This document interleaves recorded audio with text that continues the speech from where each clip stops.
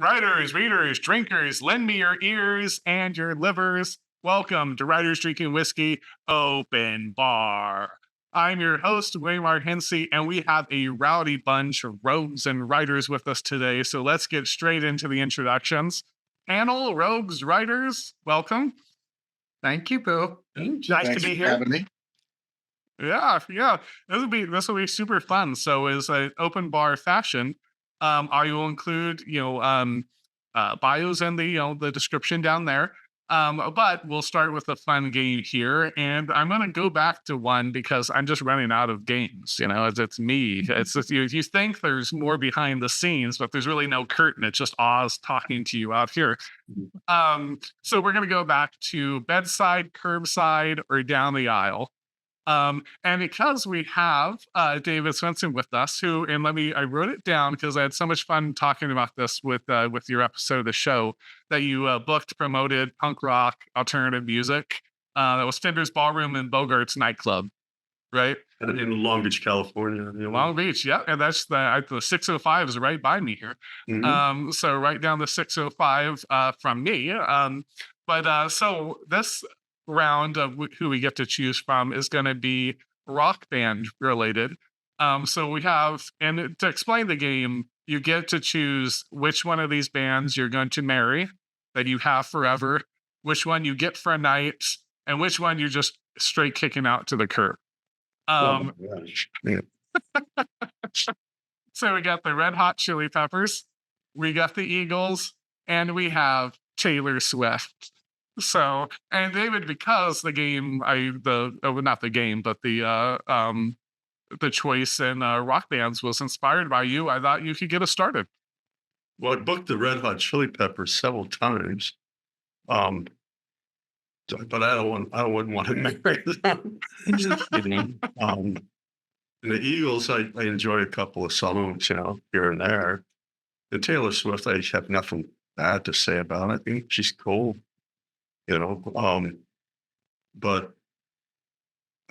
is it bad that I wouldn't want to kick any of them to the curb? Really? I mean, because well, that's the difficulty of it. You have to make hard choices here. I mean, Taylor, I'm sorry. I mean, it's not because you're bad or anything. It's just that you're, not from my school of music, and the Eagles are not from my school of music either. But neither, the Chili Peppers, I can, live. Take or leave. So see you, Taylor. But Mary, I love Flea. And he's really the only thing about the Chili Peppers I like. So I'd marry the Chili Peppers. Very good. And I know I was sort of like, I wouldn't, but I changed my mind. Yeah. Fair enough. And so then we'll just go left to right on my screen here. So John, you want to take it from there? I hate pop culture questions. I know this isn't really current pop culture, but I'm not a music guy at all. My music tastes kind of stopped with Beethoven. So I'm just going to do a swing and a miss here. Eagles, I remember from college because everybody was playing them. Red Hot Chili Peppers. Okay, Taylor Swift, I know she causes riots and people, she spends, you have to spend thousands of dollars for her tickets. Yeah. So I will, what are my choices? There's bed, curb, and what's the other one? Down the aisle. Okay, down the aisle. I guess I'll go with Taylor Swift. I'll sleep with an eagle. It's like flying with an eagle, but different. And Chili Peppers. Who needs those in your life? So there you go. Very good. Thanks for that, Dario. You want to go from there?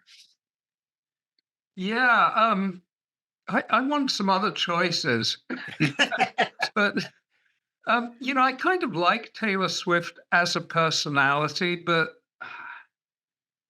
the music doesn't do anything for me. So to the curb, I'm afraid. Red Hot Chili Peppers are okay. I'm not a big aficionado. The Eagles I do rather like, so I guess I would have to marry them, though they certainly wouldn't be my first choice. And Chili Peppers for a night. I like chili. Very good. Next morning. This morning, that's true. Dana, you want to go from there?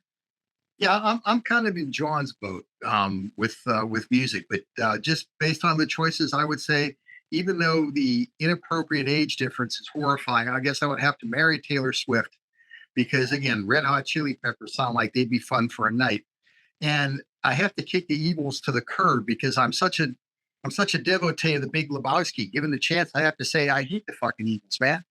Yeah, okay. I didn't want to say it, Dana. Very good. Thank you for that. And then finally, Janice, you want to take it from there? Yeah, no, this one's not that hard for me. I'm a big Eagles fan, so they would definitely take them down the aisle. I There's actually a lot of Taylor Swift songs I didn't realize I liked because I kept confusing her with other singers.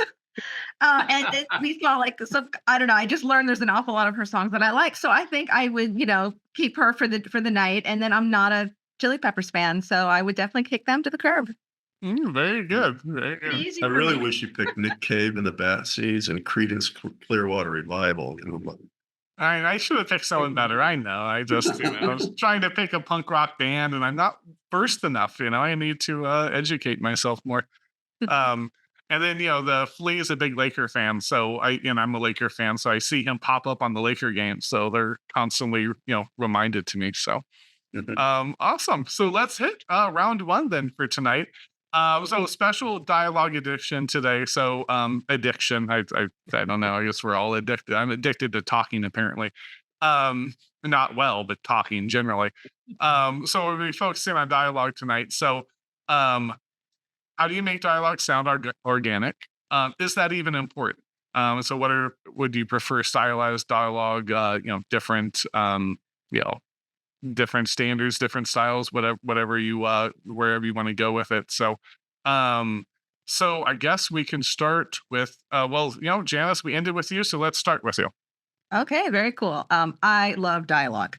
I It's one of my favorite things. I think most of my first drafts are probably 80% dialogue, because that's how I figure out the scenes before I even figure out the other stuff. So I'm big fan. I like very conversational dialogue. I think the dialogue should sound very natural. It should, I mean, between interior and exterior dialogue, that's where a majority of your voice comes from your character voice. So like that's where it's going to come across. It's such a versatile tool because you can say so much with it by not saying what you actually mean with it, because you can use it, mix it up with your subtext and mix it up with your internalization. And like, it's just such a wonderful thing. So yeah, I like my dialogue to reflect my characters. I mean, you should be able to tell, for the most part, the casual the casual, hey, how's it going kind of things, maybe not, but you should be able to know who my characters are just by reading their dialogue. So I totally agree with that. Yeah, very good. Stylized, probably not, but yeah, it needs to be reflective of your characters. What? Awesome. I'm gonna take it from there, Daria. Yeah, I actually had to make some notes because I had so many thoughts about this. I think Janice nailed it. Dialogue should be distinctive and tailored to the character's background and personality. And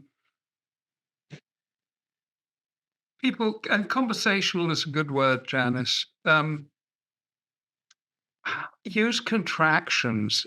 I deal with a lot of newer writers, and so many of them fail to use contractions. That's okay unless your character's an evil overlord. Then they can speak formally, but everyone else needs to speak like real people.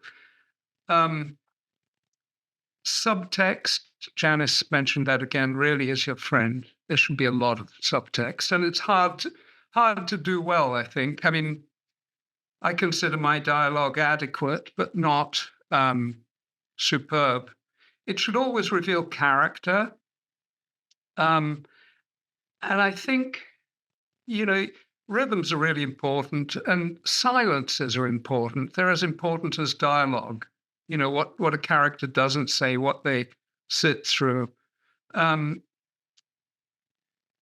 think one should always read one's dialogue aloud. I'm sure pretty much all of us do that. But I think that's critical. Yeah, it really needs to be distinctive. Okay. I'm gonna take it from there, David. I'm a huge dialogue person. If I could be like, George, I mean, Higgins, I would be. I mean, Fresvetti Coil is one of my favorite books, and it's 90% dialogue driven. I mean, the story's driven by dialogue. And so it's hugely important to me. And it should be, yeah, I agree with everyone so far. It has to be organic. Um, I do speak it out loud, and I go through conversations in my head. It should be very conversational, so I agree with that too. And um, the one blessing I've had in life, as a detective is were my debriefings and the interviews. I mean, hundreds and hundreds of people through the Department of Justice that I had the opportunity to talk to for hours. And, so I learned, how people talk, and, you know, um, and in none of my books I reveal there. I don't think there's any, well, I can say for a fact, I never reveal race in my books. And, I mean, the person who's talking could be white, black, Hispanic, or, whatever. But I think that dialogue should, especially with the I don't write third person, so I write first person. So yeah, that's another thing I agree with is I mean, you really have to know when that character is talking and when it's him. And in every character, that they should have a distinctive voice. I don't like stylized dialogue unless it's I don't even really understand that really, um but I agree with everybody. I mean, but it is huge, huge for me. I mean, if I could write a book that was all dialogue and tell a story, Right. I will. Yeah, that's funny. I did have a short story in my collection over my shoulder here. That's I did do a few speech tags, but it is just dialogue. But yeah, I mean, if you could do that for a whole novel, that would be pretty impressive. Because even a short Well, story, you're Friends of Eddie Coyle almost did. okay. Very good. I will have to check that out one of these days. Sounds It was interesting. a novella, very small book and brilliant book. Right. All right. Dana, you want to take it from there? Well, Yeah, I Oh, certainly, Danny. I certainly agree with with what everybody else said. I mean, we're kind of on the same thread here. I mean, to me, the test of it is we always talk about we want the reader to forget they're reading a book, and it should be like they're watching a movie. And to me, where the dialogue does it is I don't want them to think like they're reading dialogue. I want them to hear people talking.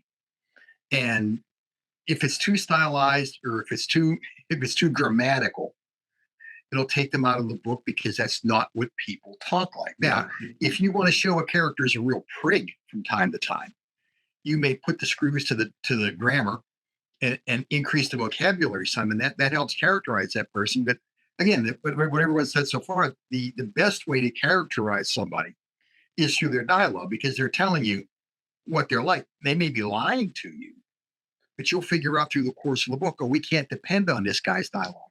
And going back to Higgins, a technique I love to use at least once a book that I picked up from Higgins is to lead up to an action scene and then don't show the action scene. What you do is you lead up to the action scene, and then the next chapter or the next scene is what happened after that. And you've got two characters talking about what just happened here. And what's great about that is you can have person A tell person B who wasn't there what happened. And then the next chapter could be person C telling person D, who also wasn't there, what happened. But what A and C tell those other guys is not the same thing. They're either seeing it from different perspectives or one of them's lying. You have to figure out which one. It's a really nice way to keep the reader hooked and wondering what happened instead of just laying it right out there for them. Sure. It's funny. You see that a ton on detective shows, right? Like my wife is super into Law and Order SVU.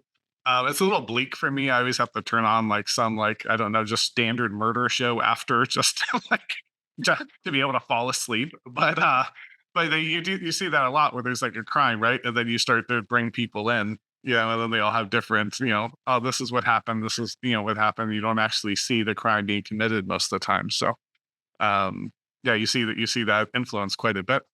John, you want to take it from there? Yeah, I think my rules. There are no rules. My rules. Every line always in every scene has to contribute to something larger, right? So chatty dialogue, I don't think belongs. One of the things that bothers me, quite honestly, about most Quentin Tarantino movies are they it's the chattiness of them. And I know most people really groove on that. It makes me crazy. Um, when the conversational nature of dialogue, if if I knew, if I meet Brendan Dana on the street and I knew he had a doctor's appointment, for his sore knee, I would say, hey Dana, how did the appointment go? And he'd say, oh, it's okay. He said I'm going to be in rehab for a little bit. I would not say, hey Dana, how did your orthopedic appointment go for that knee injury you sustained while you tripped down the stairs last week, right? And there's a lot of that goes on. There's a lot of exposition that people try to put into dialogue that doesn't belong there. David, you talked about the debriefing, and I almost put that in a different category than dialogue, because that literally is exposition, even within the context of the story. Because there, when you're purposely a detective or anybody else, an accident investigator, whatever, is trying to figure out what's going on, that's very purposeful questioning. And then the deciphering of the answers and the interpretation of the answers can get very interesting too, which brings us to the nonverbal part of dialogue, which I think is equally as important. What's not said and the perception of what's not said by the protagonist, whoever owns the scene, to note that you ask one question and you get you get an answer to a different question.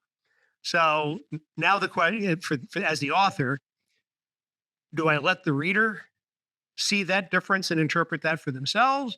Or do I interject a thought, nonverbal dialogue, for the character to notice that on behalf of the reader?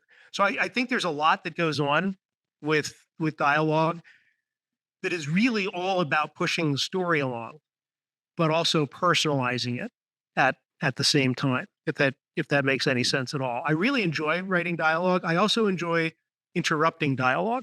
Yes. Sentence fragments, especially when the reader knows what it's going to be.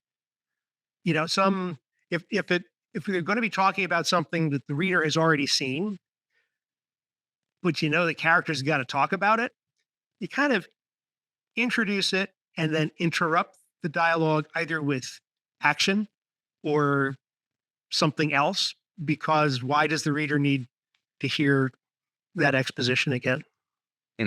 Sure. Yeah, That makes sense. You see that a lot too with it's like phone calls is an easy example, right? It's like, yeah, I'm going to say, you're going to call me. I'm going to say, hello. Oh, this is John. Oh, but that's, and when you're reading something or you're watching something, it's kind of implied anyways. So, right. Like goodbyes, all of that. So, you can kind of, there is certain niceties and things that are, I think when I was studying linguistics, we called it, what was it? But it's not pedantic. I'm blanking on the term, but there's actually a term for those little things like "how are you" and stuff, and then people would joke like, "You're not really asking," right? But there's that. It's a greasing for the future kind of linguistic way when they look at it. That you Yeah, I can like pretty when much John- skip. Oh, I'm sorry. No, I'm sorry. I like what John said too about like and Dana about moving action, because I had this scene in Sweet Thing where it was like the detectives were in a car and the undercover that was in a strip joint, they couldn't see and we couldn't see, and I didn't describe anything in there, so everything was revealed through dialogue, and how to do that in a natural way, Sure. it was interesting. And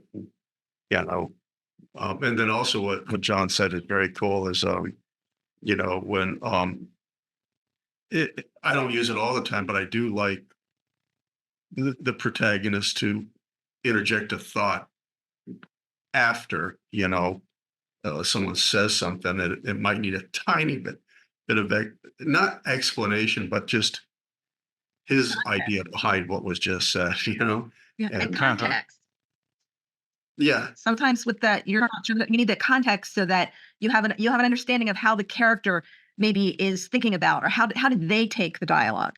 yeah, That can be real and fun it when may be you've got, wrong. yeah, when you've got the context where you say, Yeah. oh, the character took it this way, but then the reader knows a little bit more because maybe they've been in other points of view if you have multiple perspectives, or maybe they've been picking up on some things that, you've been expertly dropping these clues and they go, oh, he's totally not getting the whole picture. And then you've got that whole dramatic irony thing you can play with, and that's a blast, especially when you're interviewing suspects or witnesses. I see we have lots of detective pieces in here. I've been doing that with my detective novel I'm working on now, and it's been so much fun because it's like, how do you trip them up? How do you show them, missing things or putting things, or showing them that somebody's lying or somebody's invading? And that's been a lot of fun with the dialogue because, it's you. How do they not answer questions? Or, you try to do like the politicians with, if you don't like the question, you just turn it back around to whatever your talking point is. I've been doing that with some of my witnesses and suspects. Like, well, they don't want to answer a question. Well, how do they respond instead? So that's been a blast. I mean, you can Well, actually create tension and mystery and hook readers by the dialogue and by what you don't say or how you approach what you say. the nonverbal is very. You mentioned nonverbal, no, Dana? I think so. Yeah. The nonverbal in situations like debriefings, and we don't, yeah, they're debriefings. We don't really call them interrogations anymore. They're interviews, but yeah, the nonverbal is equally important. And so that's where the detective or the protagonist, it's a detective, whatever, or a PI or whatever, can come in and, just sort of interpret it in his own way, Sure. but also I just think describing the action. right. Yeah. Thanks for that, dude. That's actually exactly what I was about to say. Is kind of the action tags too, of like how someone, the mannerisms they make when they say something, and the in betweens. So there's always that, oh, say said or this, but sometimes just describing that little action they do, a little fidget, whatever it might be, can add a lot of nuance and subtext to it. There's a credibility barrier that has to be overcome with some dialogue too, and that is, why now? Why are they having this conversation now? Especially if they're friends, if they've known each other for a while, why don't they already know this? Yeah. Other than the fact that we're trying to show the reader, why don't these characters already know this? And that can be troubling at times. That's really interesting. I think about that all the time. I mean, what do you do about that? How do you introduce something like it? Because backstory is obviously really important, and if they are really good friends, or if they're working partners or whatever, and they know each other well, that's just a really interesting point. I'd be curious what you guys, how you guys do it. I know how I do it, but Well, a lot of times it's when I do it, I think back, because people are familiar with each other. When you're talking, you talk about stories, you tell things, you have in jokes, you have shorthand for things that you know. So I just try to think about, how would those characters talk about this situation in a natural way? I mean, they're not going to sit down and go, gee, remember when we were all trapped in caves and had to survive on mice and rats? Like, they're not going to talk about that, but they might mention, oh, I have a great mouse recipe from, oh, remember. And I mean, you can kind of allude to it or say things so you can kind of get that information in a way that sounds like old friends talking. And then I like to slip in with some internalization where they may think back or remember, and you can drop like a line or a thought that provides context for what that story is. Yeah. Well, I think writers sometimes overthink it a bit, right? Because I think, John, you have the example of like, you see someone on the street that had knee surgery, right? You don't go, how was that knee surgery, right? You might go, how you doing? But in the course of that conversation, naturally, like if I heard my wife talking to a friend, it was like, oh, how did your appointment go? Oh, my knee's doing a little better. The natural flow of that might actually reveal all of the steps you need, but we think, oh, I need to tell or I need to show. I think sometimes dialogue people get to that show don't tell like mind frame, and they're like, I need to say it, right? Versus it is a book, it's a written medium. You can just throw in, a line to describe, first person might be, you could still do a first person, but the character has to actually know it. But third person, you could throw in a line of exposition that, the last he saw, so and so was at the orthopedic surgeon or whatever, right? I mean, I think it gets I think we get a little heavy handed with the reader. When I read things, I don't care so much. I do care if it seems out of place, right? It doesn't make sense for them to have the conversation. I don't care if there's a line that just kind of describes something to me that's useful for me to know in that moment. I think you can address so much of this stuff with internal dialogue. You can do everything. You can convey your backstory. You can reveal character. It's just such a damn powerful tool and can solve so many of these problems. The other thing that I don't think anybody's mentioned, and maybe not everyone agrees, I think punctuation is really powerful in dialogue too. Punctuation, the placement of tags, the placement of lines, gestures, body language lines. But placement, that's a whole other dimension of rhythm in there. And combined with punctuation, that's so powerful. It is. I think John mentioned the rhythm earlier. Someone did, which is so important because it's that flow. And like sometimes, it gets into just like your specific word choice, where sometimes I might throw in an adverb or throw in, the bad words or something, because you need that extra syllable or you need those extra dun dun dun, because dun dun sounds too staccato or it doesn't sound right. Like the flow doesn't flow. But if you toss in an extra word or two, or you throw in a comma or you throw in an em dash, and suddenly it forces that pause, which completely changes the rhythm of the sentence. And that can be really powerful. Oh, I think every writer should at least be acquainted with poetic meter. And it's something very few people even have a clue on. But that stuff is so powerful and important. Yeah. I write by the seat of my pants, and I mean, and I agree. I do like that. I mean, I like, but so the dialogue just comes very naturally to me. I don't start a book right away without, I take a few months sometimes just taking notes on the book. I don't outline. So I know the characters well. I know how they're going to talk and what they're going to say usually. And, but yeah, it's just a natural, very natural thing, I think, for me. But what I like to do too is when I sit down to write again the next day, I go back to the next chapter. And if it's like a scene where it's a debriefing scene or if it's a dialogue scene, I go over it, one more time. And, then I keep adding to it, but I stop. I don't go back to it again until like I'm done with the whole book and I read it, the whole thing. But there's always more you find, oh yeah, wait, he should respond this way, or she should do this or say this, and then the response, and it just keeps going and flowing naturally. I want to go back to Dana's knee injury again. Sorry, Dana. You can do a lot of characterization in there too, because certainly guys who know each other write in and say, dude, you're not walking like a pirate anymore. And then it's, asshole, I got the brace off last week, And so right there, we know just from that, we know that it was a knee injury. He had a brace on. He doesn't have it on anymore. And they're buddies with each other. That's it. Just by a very quick splash of dialogue, they do a lot of exposition, and it doesn't feel like exposition. Mm-hmm. Right. It's a lot of revealing without it being exposition, right? You just revealed a lot about character, about the injury, everything else. That's a brilliant way to look at it. Going back to David's question, as I think it was a good one, is that how do you, how does everyone kind of on the panel here manage that? You need to reveal something to a reader, but you don't want to have one of those. And you see this all the time in TV nowadays. I'm having this conversation because I need to tell the viewer this information, right? And it kind of breaks your suspension of disbelief. Yes. Yeah, exactly. Yeah. Right. as you were CC'd on this email that said exactly this, and you're just like, what in the world? How does everyone manage that? What are some It's different right up strategies? there. It's right up there with the mirror scene, isn't it? In which to describe the character. Hmm. Well, one Yeah. thing that we talked about Higgins before, and we're probably going to talk about him again because he invented a lot of this stuff. But one of the things that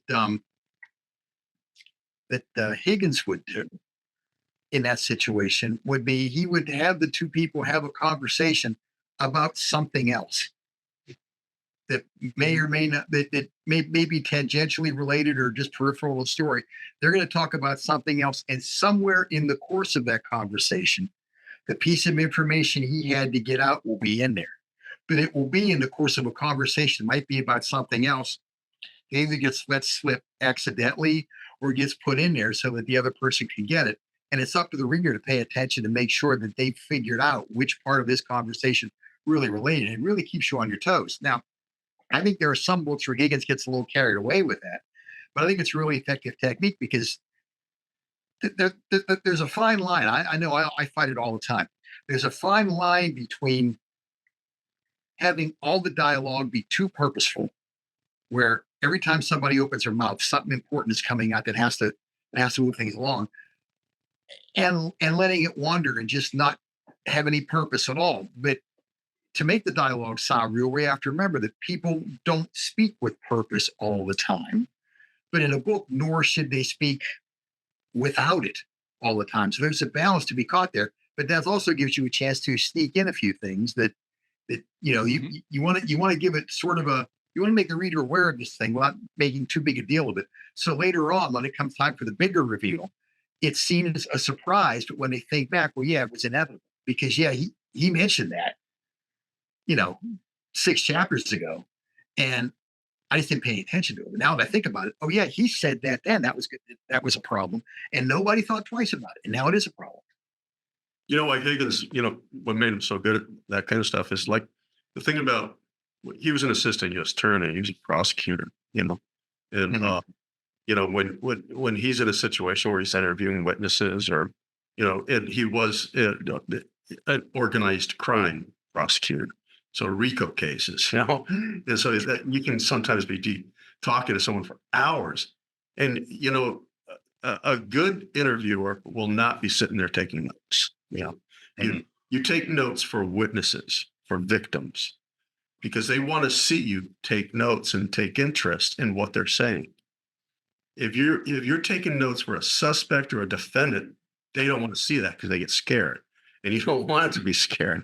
So the thing about Higgins is, he knew all that, and so you have to be able to you get in this involved dialogue or like something that was said 100 pages ago.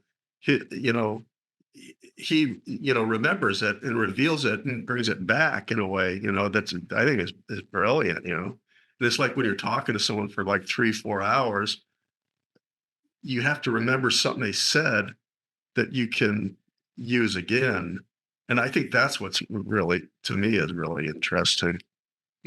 Sure. And then it's an interesting challenge as a writer too, because then you need to, I always, there's always the information management to it, right? So if you need that one statement to be remembered That's later, actually good. Information management. That's what Higgins was good. yeah. So it's kind of like you need to point that out, but not so obtrusively that now it makes it all obvious, later that the reader goes, oh, that's right. They did say that. Not, obviously, we knew this whole time. It just took you 30 pages to get here, That's inspirational. That's actually a really good point. Thank you. I mean, just the way you worded it, like it as simple as it is information management, to me, I put that away in my brain. I like that. What it comes down to, I'll go ahead and plug a previous broadcast.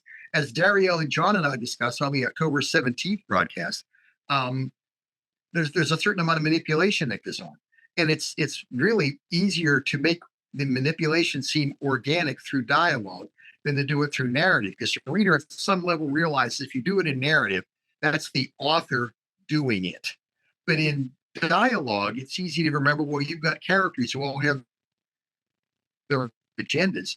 and you can get the reader moved however you want to get moved based on which character they might be more likely to trust or be more sympathetic to. Sort of the You best dialogue definitely- I've ever had. Yeah, Dana really touched on something important on there. Was something I was just thinking about, the agenda. It's whatever the character has to talk about. If there's that piece of information you're trying to get into the story, well, why does that piece of information need to show up there? Does it need to show up there because the author needs it to? Well, if that's the case, then that's going to be problematic because you're forcing something into the plot. But how does the character, why do they need to bring it up? Like, what is their motive for bringing it up? What is their goal for noticing it? Like, I think thinking about that too, because if you can find a reason why the character would naturally notice it or think about it or talk about it, that it flows with the scene because it is germane to the scene. And then it can have relevance, 30 pages later, which is wonderful. So yeah, it's the agenda. Why are they talking about it? But shouldn't dialogue also, like, as writers, shouldn't dialogue also surprise the hell out of us? Like, It you're does, writing though. and Yeah, then plenty you of go, oh stuff. wow, okay, I didn't expect that. Oh yeah, it happens all the time. That's the fun part. That's the fun part. Do you all find that some of your characters just speak to you much more clearly and you have a much better sense of their voice than other characters? And it's not necessarily even the protagonist. Some of them just come across loud and clear, and others you have to really listen and work at. Absolutely.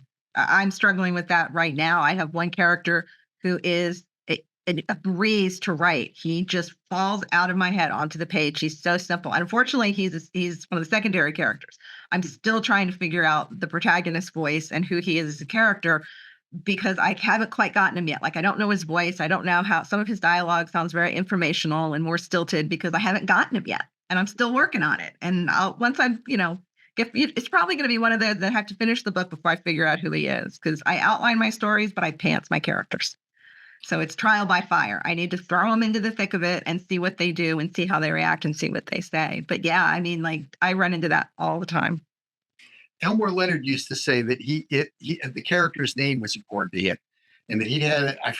In fact, it might have been. I forget which book it was now.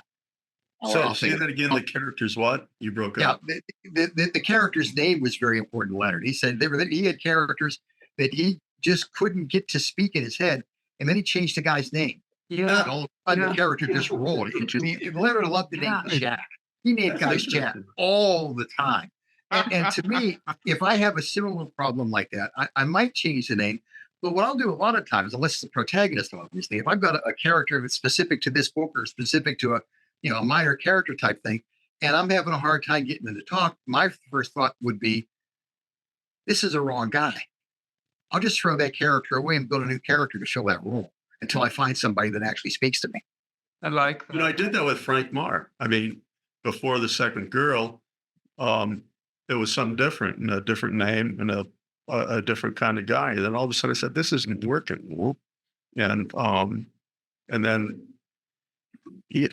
then Frank came, and Frank, were the first three books I wrote with a publisher I'm still with. And he's still there. I mean, even though I haven't written a Frank Marr book since, for a while, I mean, his voice is always there. His dialogue is always there. And sometimes it's a struggle when I'm with a new book. I got to get him out of my head, Sure. It's the muses. I know John loves it, talking about the muses and all the woo-woo, but, Oh yeah, that's I my mean, thing. facetious. Yeah, that's my thing. No, I'm listening to you guys, and I really admire everything you're saying. You just think about this stuff way more than I do. Everything you're saying, so that's just not how I approach a story. So much of what you're saying doesn't resonate with me, which doesn't mean anything other than it doesn't resonate with me. I get into a scene and I write the dialogue and the scene. I go back and I change it. I make it, less awful than when I first read it. But all of that kind of stuff, like the names, my character names could be X, Y, and Z. Made no difference to me at all what their names are. Wow. In fact, every year I auction off to charities. I have charity auctions for not main characters like series characters because they're already taken, but like main bad guys, I don't care what their Mhm. names are. A lot of times I have actually changed, because I'll be well into a book when this happens. I have changed male characters to female characters and vice versa. Um, it's a pronoun, and it's just because I don't write about sexuality, so I write about characters doing things.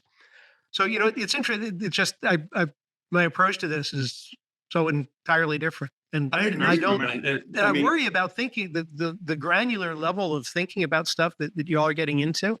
I really worry about turning, to think that way, because I worry that it would sort of creatively constipate me. And if because I I can think you're overthink. I'm an misunderstanding, engineer by though, training, some so of I can us. overthink the shit out of things. Yeah, So you should. Well, then you shouldn't do it. Well, for me, it's a little different because I teach writing. I write books on writing. I write daily okay. on writing. I mean, that's kind of my thing. Is that I mean, I do the fiction too, but I'm definitely more well known for the teaching of them than anything else. So this is something I do and analyze and love. I mean, I just love the technical and the analytical aspect of writing. And a lot of this stuff, yeah, I know it, but it goes right out of my head when I'm actually writing, and I Mhm. don't like think about all that. Like some of it you do on an instinctual level, but it is I might be deep in revisions if there's something specific I'm trying to do or I'm doing it. But a lot of times I figure I when I'm looking at something and like something works or something doesn't work or somebody asks me a question about something, and then I have to sit down and think, okay, well, how would you approach that? How would you make that work? Because for me, it's all about trying to figure out how do you use the tools to achieve the effects you want to achieve in writing.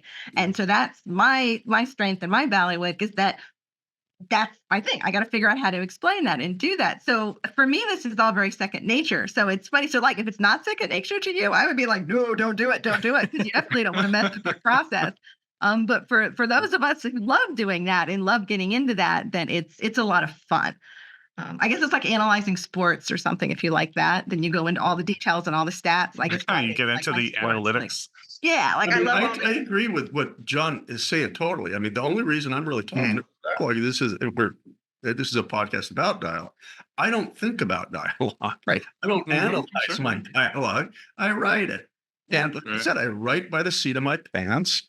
And if something doesn't end up working, it goes. My dialogue usually I like, and it usually does. I mean, I might cut out a word here and there or something like that, or say, no, that's the wrong word. But otherwise, I'm just, it's just very natural. And no, I don't think about it at all. Um, but I add to it, later. Mhm. Sure. Well, No, No, I'm no, saying that- somebody said if I think it was Elmore Leonard, you were referencing Dana, that if a scene doesn't work, you change the character's name or whatever. I write exclusively third person, certainly for novels. So some short stories actually first person. So if a scene is not working for me for whatever, this gets beyond dialogue here, but I'll shift the point of view.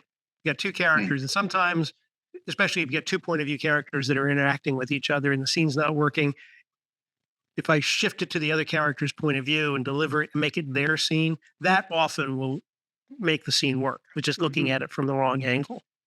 Right. I want to Yeah. go back to something that John said a couple of minutes ago, though, about thinking about all this stuff. As David said, when my dialogue's going well in the first draft, I'm a stenographer. I'm just trying to keep up with the argument the voices in my head are having and see how well it comes out. And that's typically when my best dialogue shows up. When I talk about some of the things we talked about here earlier, especially the whole bit about maybe changing a character completely, that's when I'm stuck. That's when I'm writing something. It's like, this character just isn't working. The voices in my head are now disjointed and they're getting frustrated because I can't get the dialogue to move forward. And it's as well because maybe this guy shouldn't be a former boxer who's now good. Maybe this guy needs to be, an accountant who's laundering money. Maybe I can get the same thing done through something else and it will flow better. Because when I write, I do outline. And when I sit down to write a scene, I already know what has to happen in the scene. The question is, which characters am I going to get back to manipulation? Which characters am I going to use to get me there? And how are they going to do it? And that's where I may have to say, well, this particular character, who I thought was going to be a really cool character, but he can't carry that ball. I might have to use in another book. I got to find somebody else to carry the ball for this chapter to get me through Sure. this. Let me Well, I ask think the you group a said the question. key word there. I'm sorry, John. let me say one thing sure. and then shoot it in. I think the key word was works, right? So like every time, like, and I've said this on the show before that like I was going to school, I was publishing, doing fairly well for like a 22-year-old at the time, and I was going to college, studying writing. And the study of writing destroyed it for me to where like suddenly I couldn't publish anything and I hated everything I was writing. And at some point I said, F it. I put it all out. So I still do. I never think about it when I write and even when I edit, literally only this show. And I joke on the main show, and I, most of you probably I said it on your episodes on the shows. I go, with a name called Writers Drinking Whiskey, I'm ethically mandated to talk some writing, right? And that's why I do these, and so I'll talk about it on these. But I throw it out because there was a book by Malcolm Gladwell that gets misquoted all the time called Blink. It's about the power of the subconscious mind. And if you actually read the book, which I did, it is about working your ass off, studying, doing all the hard work before, and then when you're doing the thing, letting it rip and letting your subconscious mind kind of get there. And so that's what I do whenever I do a scene. It's just, is it working for me? Is it not? And if it's not, yeah, you change a variable, change something in it. But if at the end of the day, it's that ineffable kind of, does it work or not? Is this the judgment of everyone, when you go through? So sorry about that, John. Go ahead. No, not at all. I have a question for the group, and this is a legitimate question. For nonverbal communication, what's the alternative to nodding? My characters nod a lot, and I don't know what else to do. I just don't know what the alternative is. Yes. I don't think there is. You know what cops do, John? You shoot. I go back to the character. I go back to who the character is, and I played it to your different quirks for your characters. Because I have some characters who'll, if they're nodding, they'll be like, well, yeah, and there'll be a head toss, or they'll toss hair, or they'll scratch a cheek, or like I give them particular mannerisms sometimes that mean agreement and quirks that they're consistent with. Like, do they always go, oh, yes, or they, clap their hands, or I have a character who bounces on her toes when she's like, happy about something, or like, oh, yes, yes, kind of thing. So I kind of think about what their personality is and how can they express it in another way. That is so funny, John. I have a list of words that I overuse, that I feel like I overuse, and one of them is nodding. So when I finish up a chapter, I have that little list of 13 words, whatever it might be. It took a deep breath, like everyone was always breathing and nodding, and I'm like, what is this adding to any of this? But I think that's great, Janice. I like your options there. I did too. When Janice started, I thought, yeah, she's just kicking the can down the road to another gesture. But actually, you're dead right. That's a great way of handling it. And God, my characters suffer from the nodding thing. I've cut so many of those. I feel like it's something it's the way you handle the nod. I mean, I shot him an upward nod. I mean, nodding is so natural to everybody. Everybody goes like that. I do it constantly on this show. I see my head over here as you're It's just how you explain the nod, but you're gonna nod, man. I mean, I'm going to toss my head. They have in a book, but it's a lot. Yeah. I think it's kind of like said, right? Like when you it's kind of unobtrusive. Say that. Yeah. Yeah. Yeah. It's like kind of nod, kind of said. It's kind of. I think it's fairly. I think though. What I found when I was saying I would go over that little list of words not even words, just sometimes like actions people do a little too often, is sometimes you can just cut it completely and lose nothing. And then what I found is like person doesn't even need to nod right there. Like you could just move on to what the next dialogue is or what the next action is, and half the time you lose nothing. Right. You don't. This might help with John.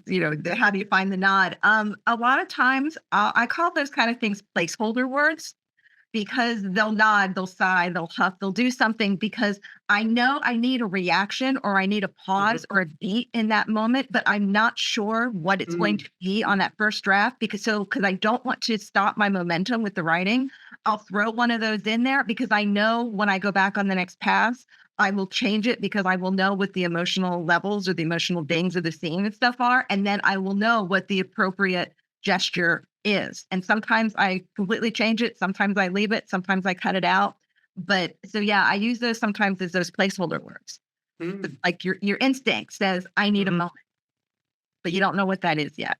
So I did want to ask, so, we've been talking about making the sound organic, making dialogue sound organic and conversational and such. What's the panel's thoughts on like dialects?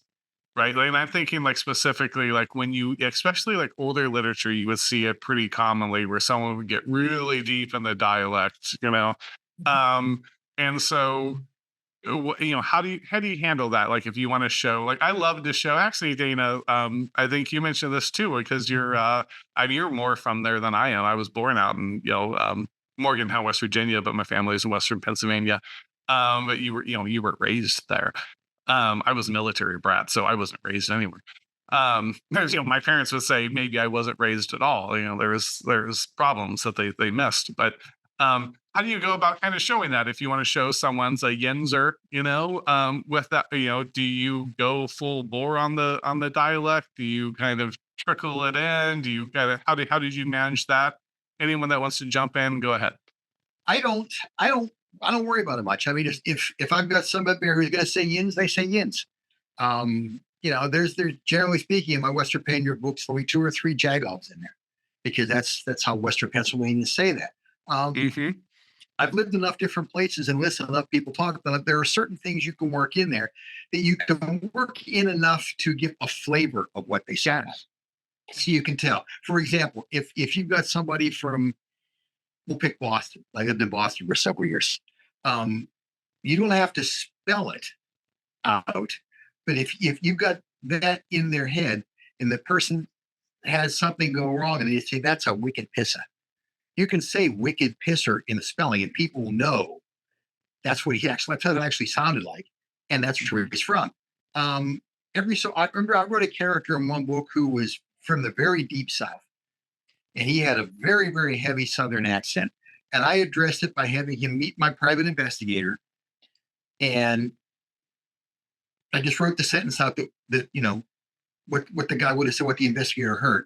And then the investigator to the reader said, at least I think that's what he said. What I heard was, and then I just slurred everything together and just made it sound like, a true mush mouth, deep South. But then I only had to do it once. And now the reader knew, that's how this guy talks. I can put it in his head. And then I'll drop in the occasional, if like, for instance, from Western Pennsylvania, I would say, I'm going to the store. It's somebody from Georgia where I used to say, I'm fixing to go to the store. And I can drop little things like that in there. And that usually gives them enough. I don't make too big a deal out of it. Or New York City, you're going to say, I'm going to the bodega. Yeah. Well, that's a good one. But actually, if you're in Pittsburgh, you stand in line. If you're in New York, you stand on line. And that's a good one to drop because people, even sometimes just subconsciously, they'll pick that up.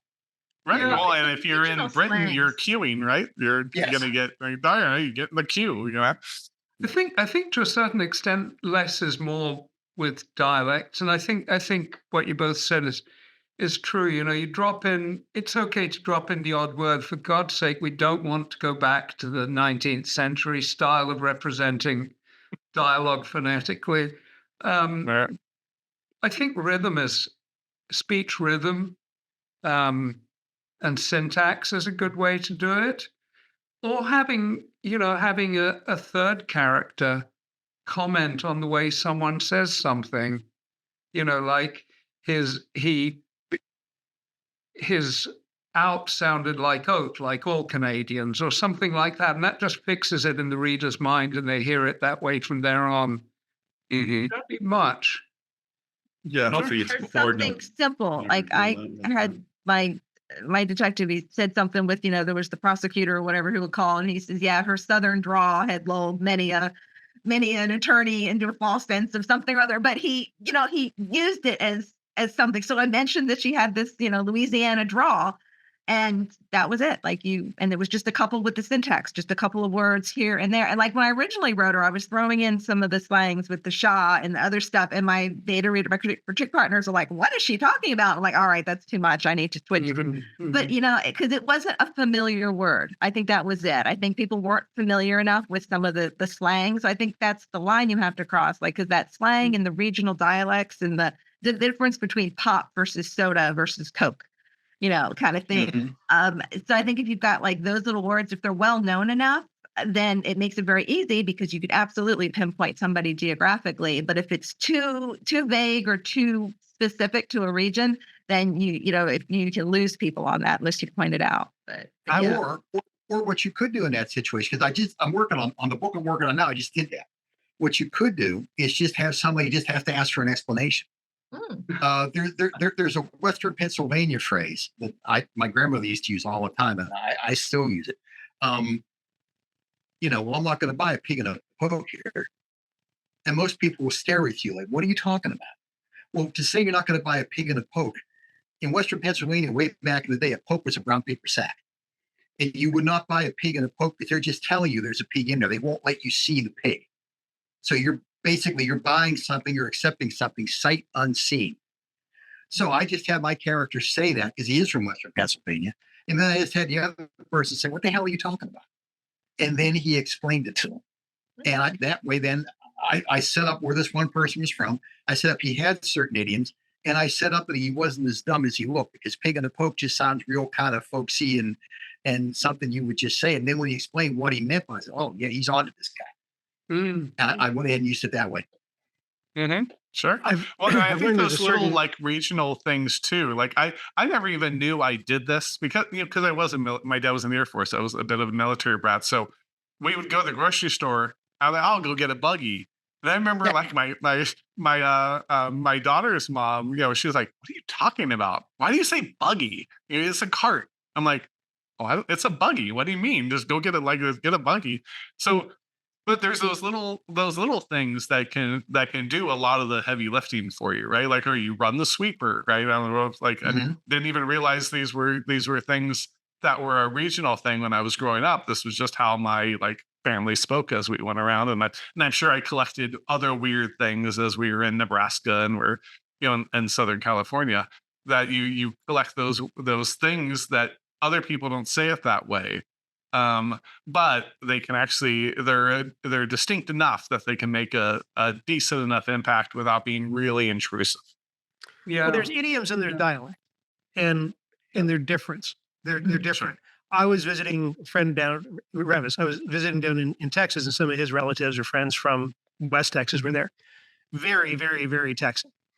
And we were chatting, and they asked me to slow down because of my accent. And I realized, there's a certain arrogance about this whole business of who's got the accent in the room. Sure. Oh, sure. So everybody, this is the way I approach the dialect thing. Everybody thinks that they're speaking intelligently in a way that everyone understands. So out of respect for that, I avoid the dialect thing, maybe the throwaway reference to Pack and the Cat, a way to just kind of have one character poke fun at it and then just sort of be done with it, where you get into trouble. And this is an East Coast, West Coast thing. And you can always tell it's something I notice more in like television shows than I will notice on the page. If you're going to get stuck on the Beltway in Washington, you're stuck on 495. You are not stuck on the 495. We don't have definite articles for our highways. You all have definite articles. That's how. Oh yeah, for sure. Because you're on the 405. You're on I'm sure earlier when I said the 605, I said the 605. You did. And y'all, kinda. There are other words that are, to me, are real words. I actually put them in emails when I communicate with my editor or whatever. Those are just words. Y'all. Y'all know what y'all means. The plural of y'all is all y'all. And that's and it's kind of like that. I mean, kind of, everyone says, For sure. Well, it's like me was a word. sorry, but don't pay attention. yeah, go ahead, David. No, I do the same thing. I don't really. I mean, I want to get. It has nothing to do with dialect. With regions, I want to. There's certain things about Washington D.C. and upstate New York and New York City stuff that people do differently and say differently. Like if a writer is writing about Washington D.C. and there's certain things in there like they keep going, yeah, in Washington D.C.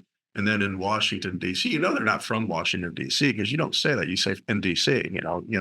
That's how you say. So and that I pay attention to. Dialect, I went to war with a copy editor who in New York kept changing. I would refer to call in DEA for this, and the DEA. No. Federal agencies don't get definite articles, but they just over and over and over again. And you don't realize. First of all, there's the arrogance of copy editors. For the copy editors out there, I love you. You're very important people. But assume that the authors know what they're doing. Okay, just default to the fact, especially if it happens over and over and over again. Assume that the author knows what he's done. But that was infuriating. I never get in a battle with it. I don't have to get in a battle with copy editor because my editor, Mulholland Little Brown, he goes like, the copy editor might, say all this about how you're writing something is wrong. Just don't pay on my first novel. Just don't pay attention to them. Because I freaked out when that copy editor sent all this stuff, like, I'm not going to change that. It changes everything if I change that. I'm not going to do that. But I totally respect copy editors. There are things when you have a good copy editor, Sure. totally. And that's why I always request the same one.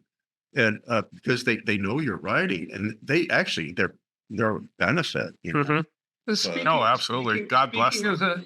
Speaking as an editor and copy editor, I think the ideal ones are writers or have written. Mhm. And I think the primary thing is to respect the author's intent and understand what is style and what is intended, as John pointed out.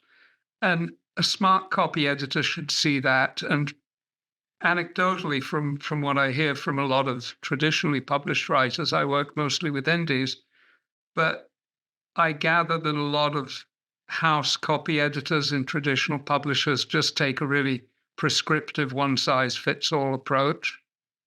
And It's like this is your MLA format or whatever it might be, right? yeah, you just got to hammer it into house style, and I don't think that's respectful to the author. And I can certainly tell most of the time when someone's doing something with a stylistic intent.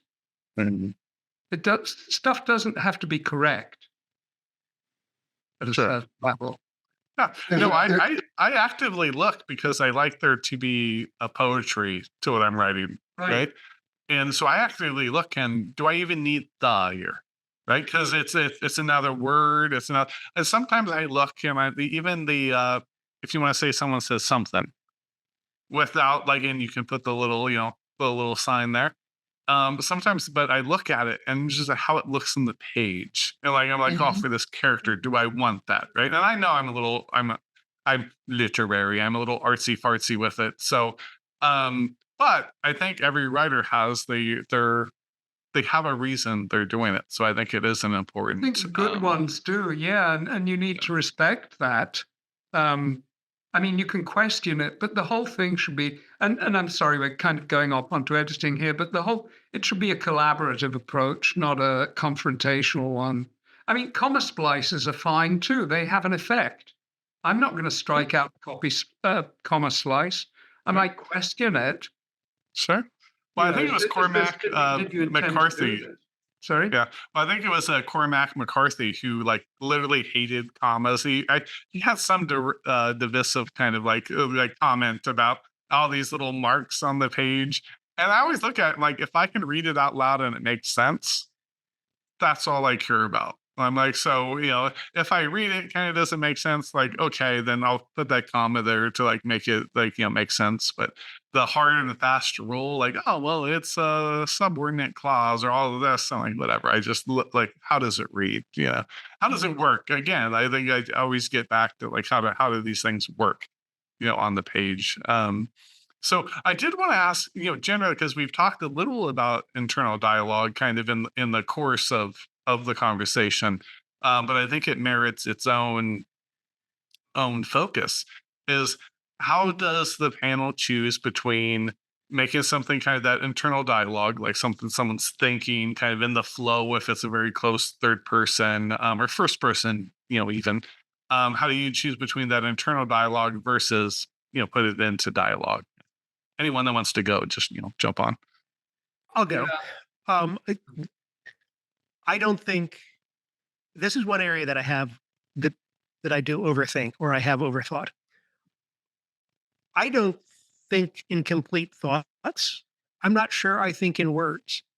So it, I have been really frightened. I have had a lot of emotional stuff that goes into what we would consider thought, but it's not really verbal. So I keep the italicized interior monologue, dialogue, to the absolute minimum. And then I switch to narration, but it's very close third person narration to then tell the story. In Nathan's Run, my first book, there's a scene. Nathan is 12 and he calls into a radio station to tell the story about how he escaped from this juvenile detention center. So I start the story literally with dialogue. He's on the telephone. Well, there's no way that you can tell this whole story in a 12-year-old's voice. So I did a space break, switched to italics. It's kind of a literary device. And then in the narrative voice, which is really his voice, in the sense that it's simple narrative, but yet dramatic narrative. I told that whole story in italics. It's a whole chapter. And then I came out of it after a space break in his quoted dialogue and then moved on. That's the most aggressive use of internal monologue, but it really wasn't internal monologue. It was me speaking on his behalf, if that makes sense. But I think the long italicized stuff, for me, it doesn't work for me. And I actually find it mostly annoying in others. A couple of words like, oh shit. Okay, that's good. And I had an argument with a writer about that just recently. Yep. I think that in first person novels, virtually everything that isn't dialogue is internal monologue. Yeah, because you're seeing what that character thinks. And in third person or multi POV type stories, I think a lot of internal monologue is an excuse for navel gazing, and they just get into thinking about things and how this made them feel. And you're telling us stuff. Then I'm with John. If I use internal monologue in a third person story, it's a couple of words here or a sentence there, just to kind of let the reader know real quickly. Here's how the character viewed that. The Peter Rozovsky pointed out to me in a book I wrote once that he liked the line I wrote where a Russian mobster says, "We have to understand I'm volatile." I am liking that word, volatile. I am volatile. And the one little piece of internal dialogue was, "You are peckerhead," Doc thought, but kept it to himself. And that described Doc's dismissiveness of that guy altogether. And that's all the internal dialogue I wanted to fool with there. He had other thoughts, but that's all they really needed to know, just that. I just did one read, just the book I just finished. I forget I can't put it in context, but I do remember there was a question, and the answer is in italics, "I have no idea," and then the quoted word is "absolutely." Yeah, I do that. Yeah, Sure. Right. That's the great thing. Well, I think there's something, here's the teacher in me coming out. One of the things I find really interesting is that we refer to a phrase of something and everyone has kind of a different definition of what that phrase is. And I find it really interesting because we're talking about internal dialogue and interiority, internal monologue. And John immediately goes to what I would call like direct thoughts, those italic thoughts that are very, very, Mhm. unless I want to draw immediacy to what the character is thinking, I'll do it in italics and present tense because that's an immediate thought. Everything else, what I would consider internalization, internal thought, I think some of you guys would almost refer to that as like your internal narrative or just the narrative. Like Oh, it's not description, it's not stage direction, it is the character thinking, it is the character like revealing. It's not, I mean, sometimes yeah, you can go into nasal gazing, but like what I look at those things as completely different things. And it's kind of funny of just the terminology of like, what are we talking about? Because if I'm thinking about internalization, I'm thinking, what is going on inside the character's head and how are they expressing it on the page? And that's very, Yeah. very different from an internal dialogue, which is an immediate thought. Also, how would you define it? That's kind of how I would define it. Like internalization is what's going on inside the character's head. What are they thinking? What is their thought process? Like, what are they actually? And sometimes it's almost internal narrative. And that's going to be depending on how tight your point of view is. I do really tight, either tight third or first person, most of the time. So my internal narrative tends to be very, very tight. So there is no, I mean, I don't want the author to be in there. I do not have omniscient. I do not, I mean, it is everything that's in there is either the character thinking or the character speaking. Even when they're describing my stage direction, it's what the character sees and observes.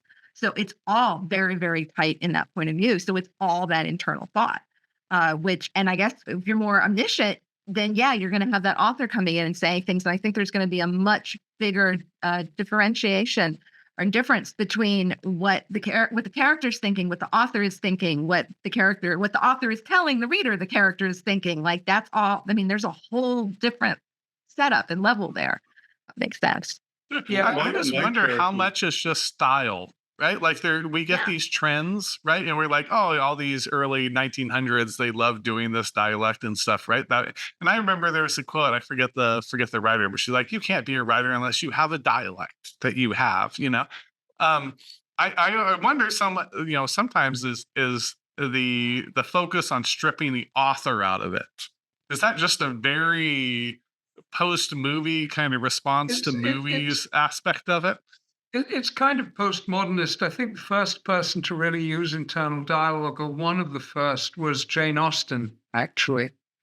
But I think Janice nailed it. There are so many levels, and I think a good writer will kind of slip between them almost imperceptibly. So when you open a scene, you describe the street at night or the hotel or whatever. Okay, that's authorial narrative.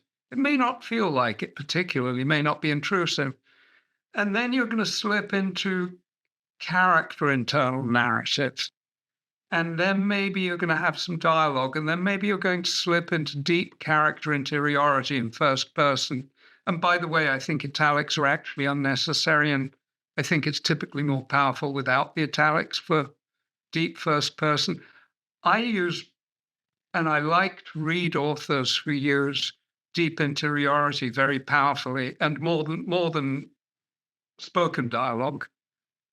I think it's an incredibly powerful tool, and I love being shoved that deep into the character's skin that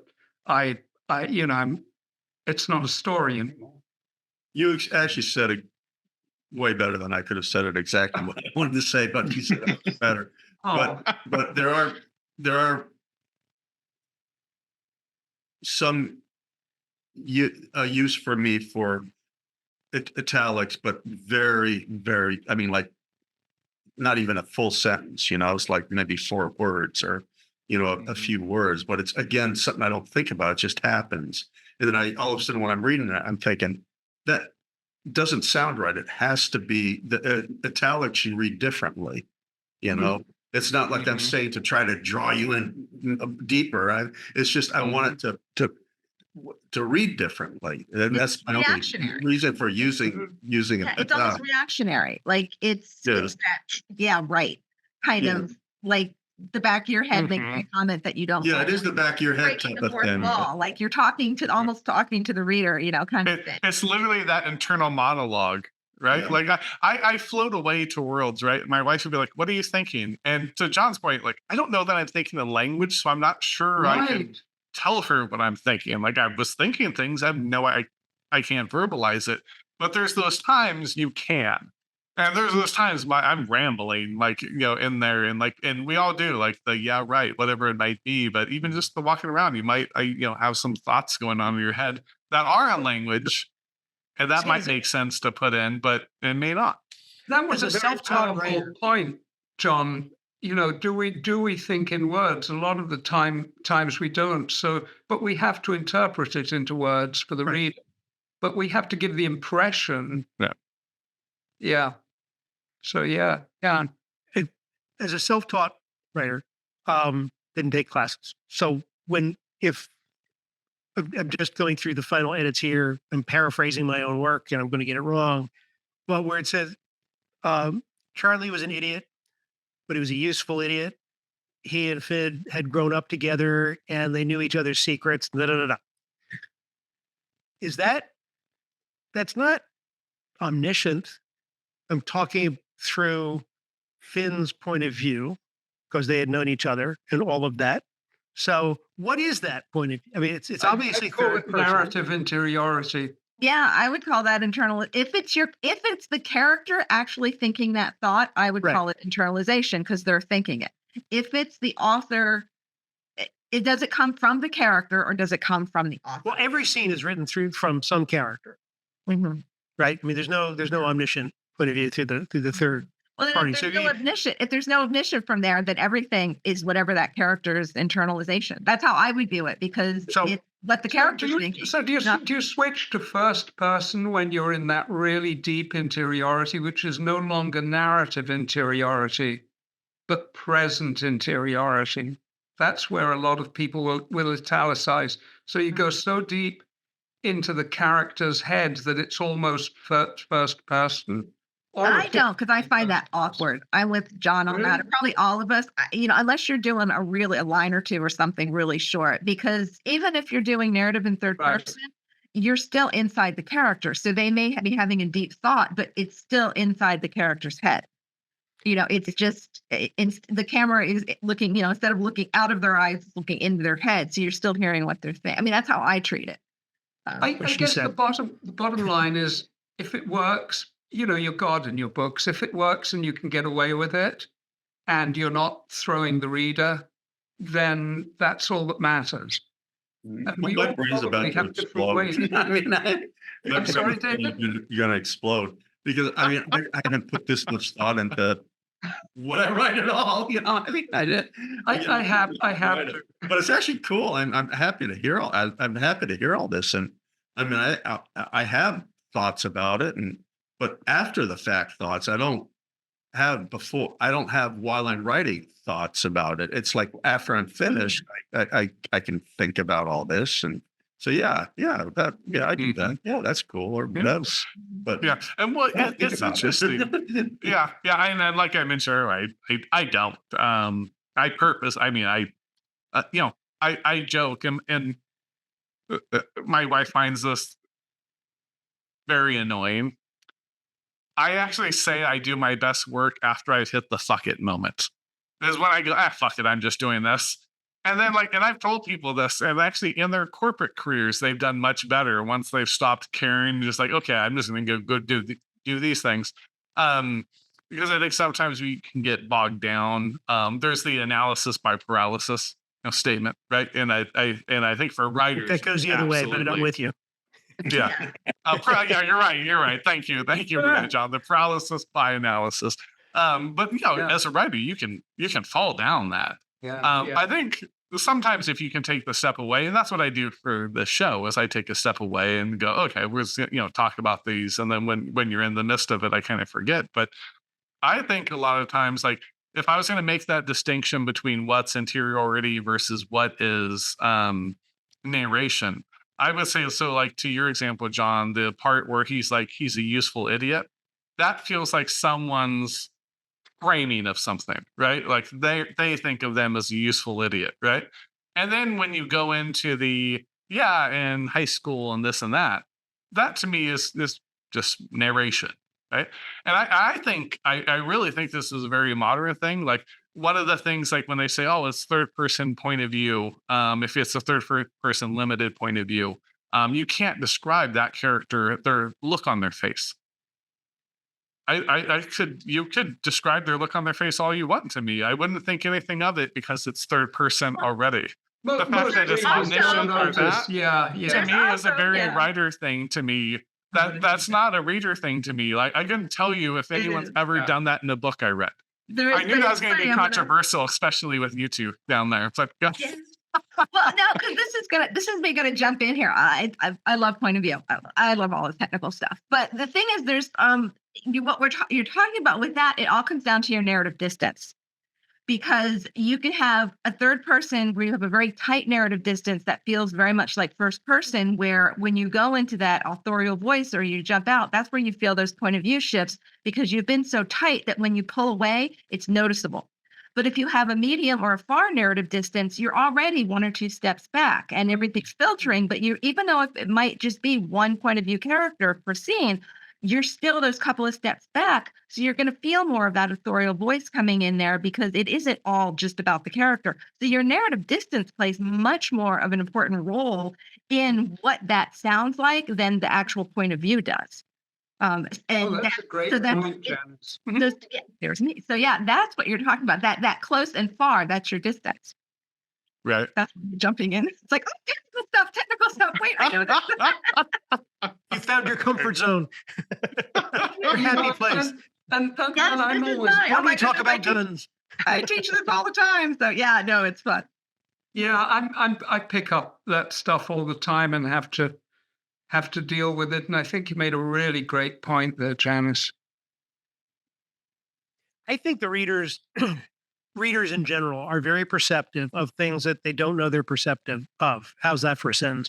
Um, they they don't know why a scene didn't work for them, or why suddenly they're not interested in this book anymore, or why the spell has been broken.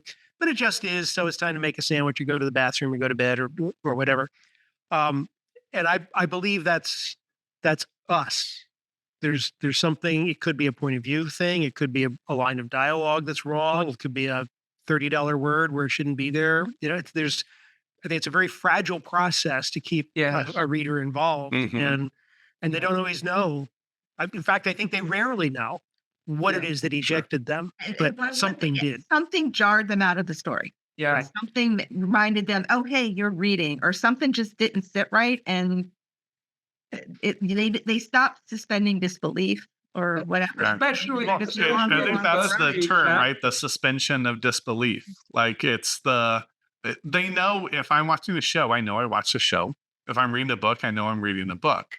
But when you do that weird conversation where it's like, wait, why are these characters talking like that? Like I mentioned SVU earlier, there was one, and the show's very good, but it's also network TV, so there's 20 some odd episodes, so you get a variation. And sometimes someone is just such a wild melodramatic actor, and then they're playing across from these people that are playing it very straight.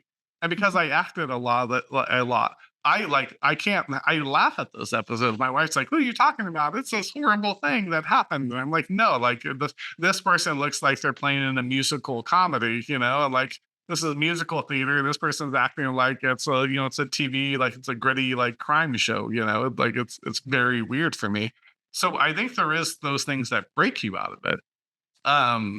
But it's hard to say what they are, right? I think that's the magic of a great author, and I think that's why like it's hard to always kind of define what that is that sometimes it's it's dialogue, it's being too heavy, it's being this or that, but it's ineffable. It's really hard to define, but it's interesting as all hell trying to figure out how to define it. But I think the second we define it perfectly, it's going to slip out between our grasp, because then people are going to pick up on that. That's going to be the thing they rely to, and we're going to have a new trend. And I think that's partially how they happen. And the writing is the writing is easy and beautiful and easy. I mean, I'm not talking about like beautiful, like I mean, if it just flows and effortless. and the words are just wonderful. You know, I keep reading, and if the dialogue is natural, and things that piss me off, or if they get certain things, you know, procedural things wrong with respect, like you know, police or you know, or federal or whatever.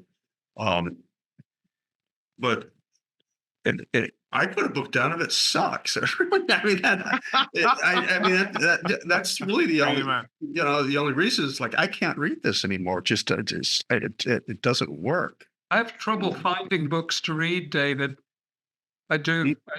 I have trouble finding new books to read. I do a lot of rereads because there's just so much stuff that I can't even get past the first chapter on. Yeah, but there's some great you know books out there, and I mean when I'm having a moment, you know, where I'm just really depressed about like this is just you know that I'm having a hard time with my writing. I need to be inspired.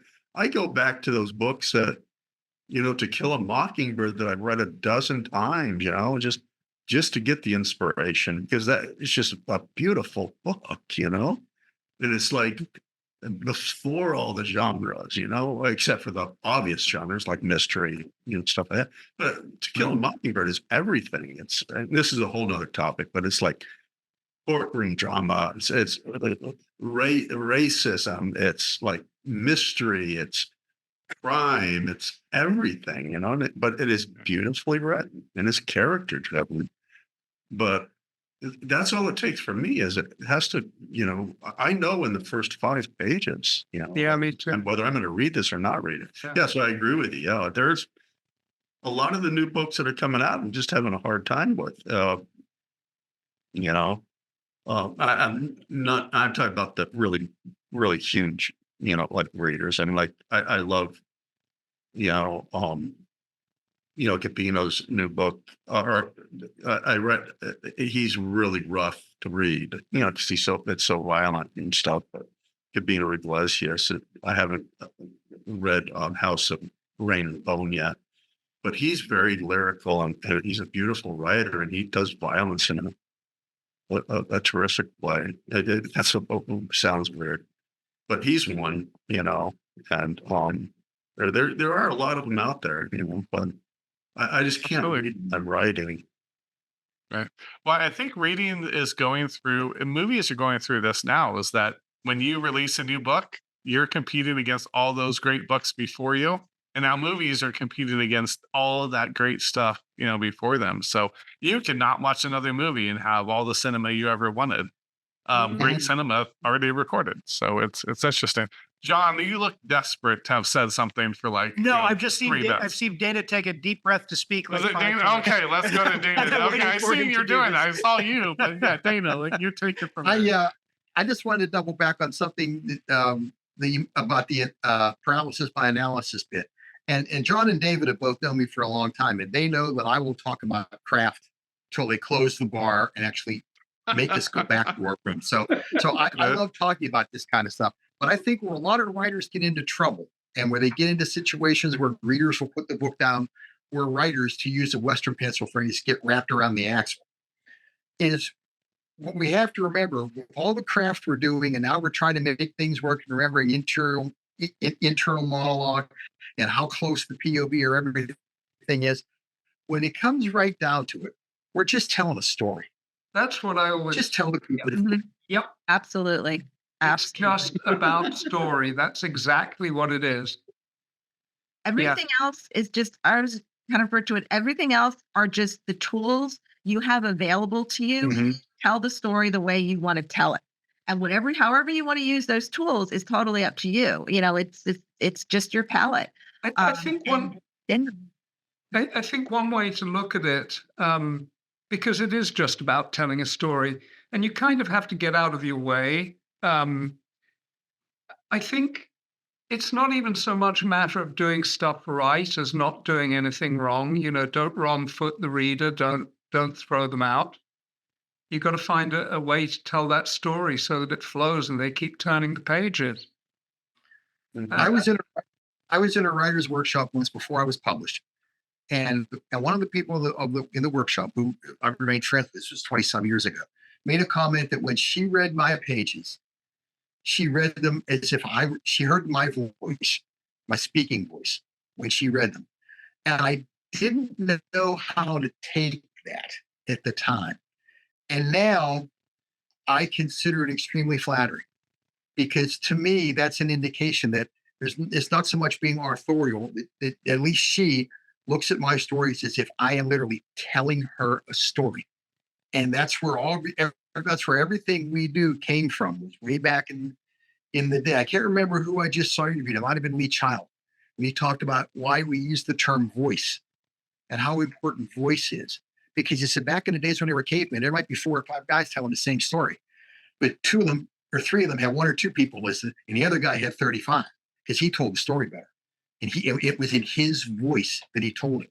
So to me, when somebody says something like that to me, I take that as not only high praise, but that I was successful at what I wanted to do. That there wasn't anything particularly authorial about it. They just felt like somebody was telling them a story. Yeah, I'm exploring characters through story. You know, so it's the characters first, and the stories are obviously incredibly important. But so when I'm like reading a book, I love. I mean, what draws me into a book more are the real character driven books. You know, um, that have a good story, but I love the character. Oh, amen. I often think like, it's we create our own plots, right? The plot is just the things we do and how our actions, cause new actions. In this case, characters, right? The character, they made a decision that caused this and that caused that, and that forms a plot, out of it. So you can come about that as I wrote my plot, I have this plot and now I'm filling characters into it, or you can come to it from characters making decisions and everything spewing out from there. But at the end of the day, the story is the narrative we put to something, right? Like we all have, oh, here's my life story.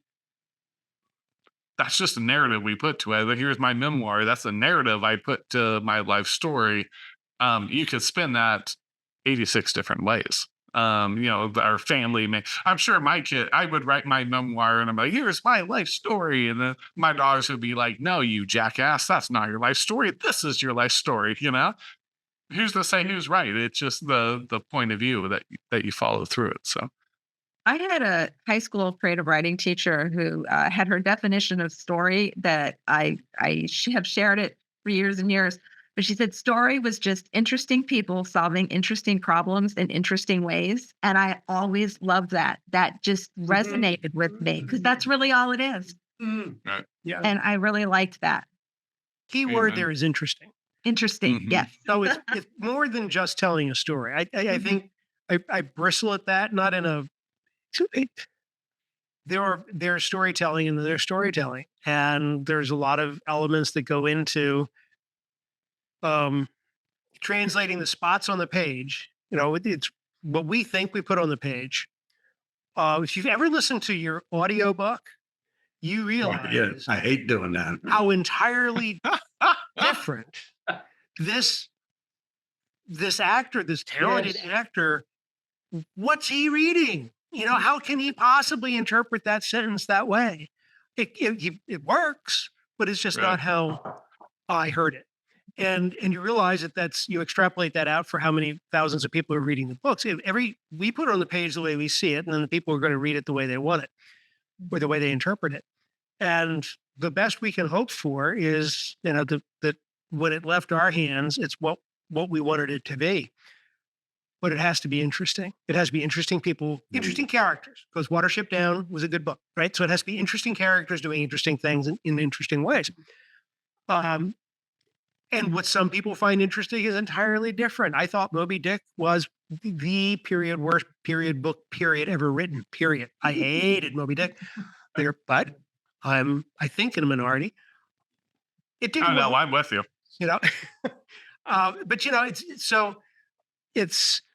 But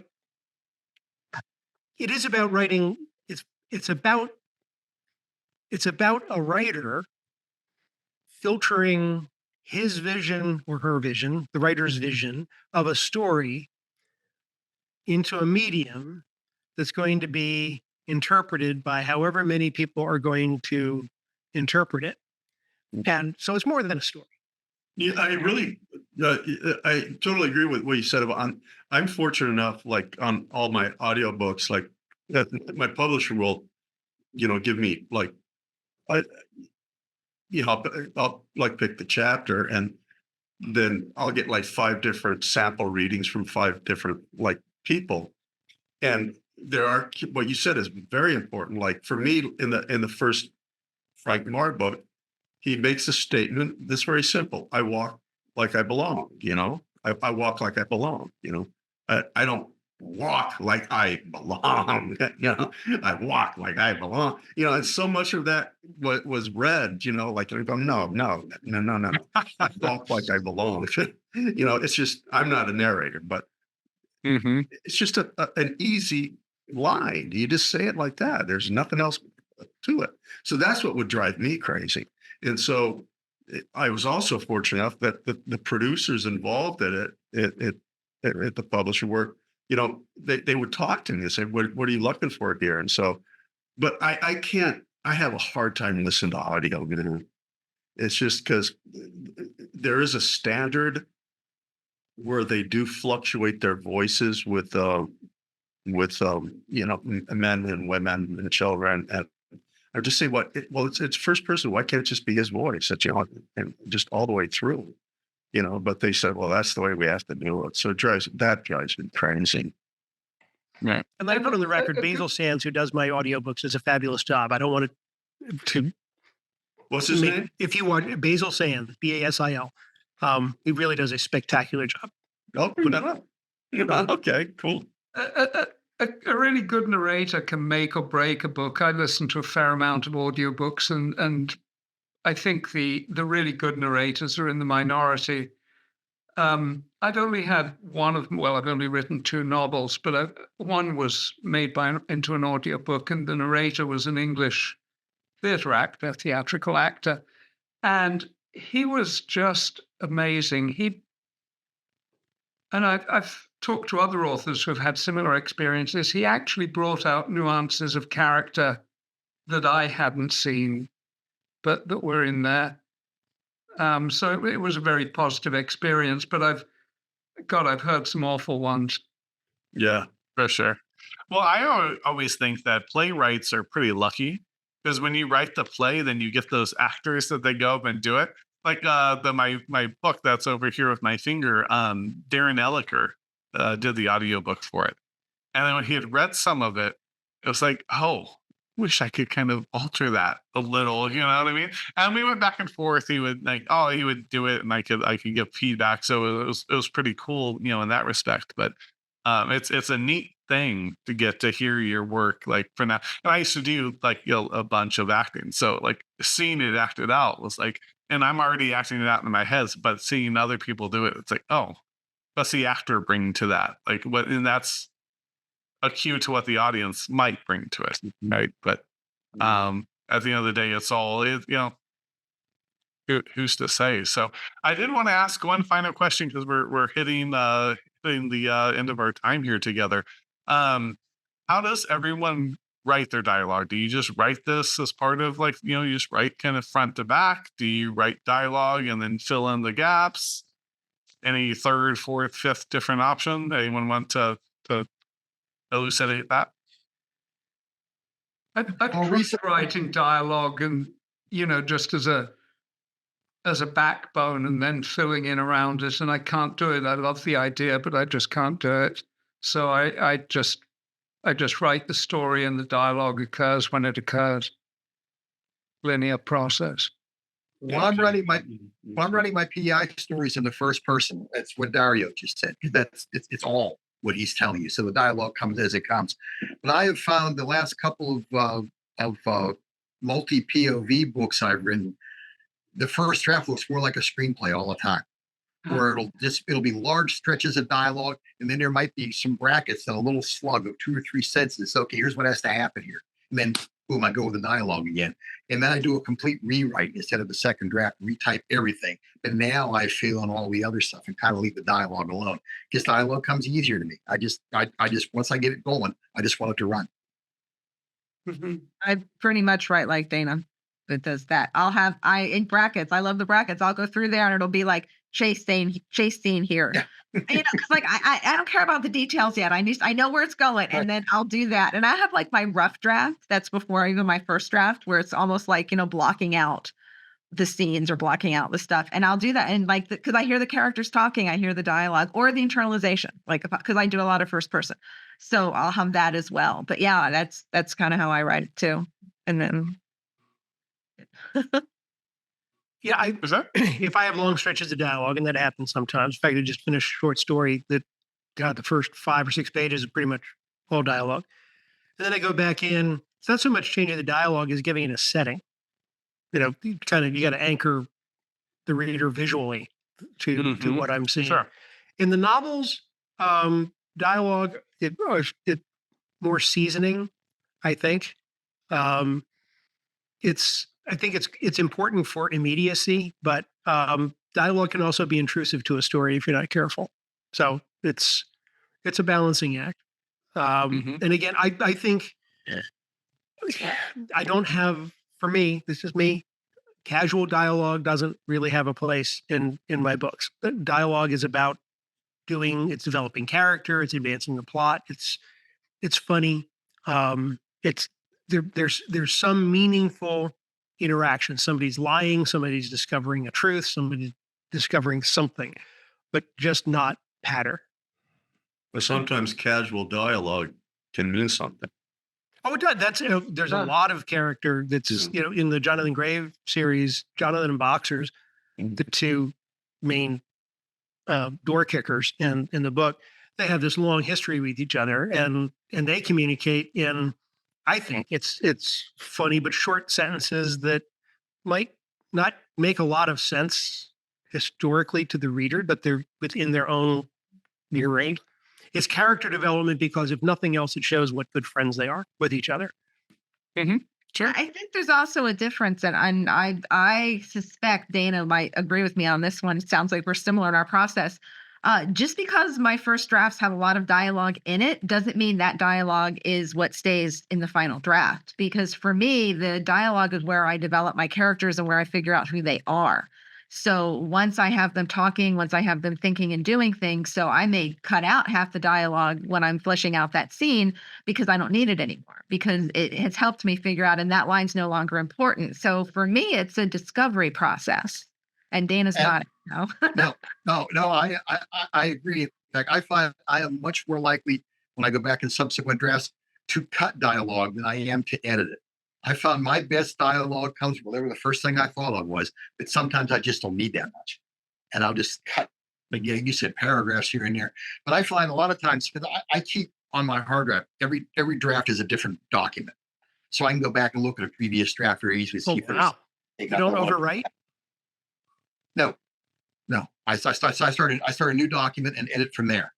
But I still have the pristine version of what came before that. And I have found that sometimes I get wrapped around the axle again, and some piece of dialogue isn't working, and I'll go back and look at the first draft. Oh, I should have just left this alone. It didn't need to be this long, but I didn't need to change any of the words. I still left it like it was. So I don't fool that too much anymore. Bill, how do you do it? I'm a mismatch. So it depends. So when I first start writing something, I really don't write front to back. So I have an idea, and then I might have dialogue that's coming to me that, I usually start front to back, but then I'll have this idea and I'll have this conversation that's just playing in my head. And I know that's going to be chapter 3. It's going to be after chapter 1, and I write it because it's so far in my head. And then sometimes, I really think about, when I come back to it after I get that first draft or that, it's an interesting question. I'm glad that you mentioned that, Janice, is that there's that first draft where I've heard people say 0 draft. I've heard people call it a vomit draft, whatever you want to call it, right? Is that after that, after I have those materials, then I'll look at it. And sometimes it's very particular. Dana, I was really thinking about this because I've been writing. I'm doing the very final touches on Pirates of Appalachia before I send it off to an agent here. Um, but there's a character that is from the city. So it's these bootlegging hillbilly, kind of in the post-Trumpocalyptic future, this alternate future, that sail down from West Virginia to sack Pittsburgh. Is the the action of it. One of the characters is from Pittsburgh, and they don't actually realize that. So all the people from the hills, the bootleggers here, they don't realize it. But she occasionally says these little Pittsburghese kind of things. And that is actually how she ends up getting kind of revealed later. So it became something to where it was very like delicate, like, okay, how would she say this in a way that's not so obvious that they notice without, so then it became a very like, I need to like lay this brick, kind of out. But I'm very big on like, you gotta let the process play out. Like you gotta let your mind just be free and like let it go. So the first time I wrote it, I just wrote it.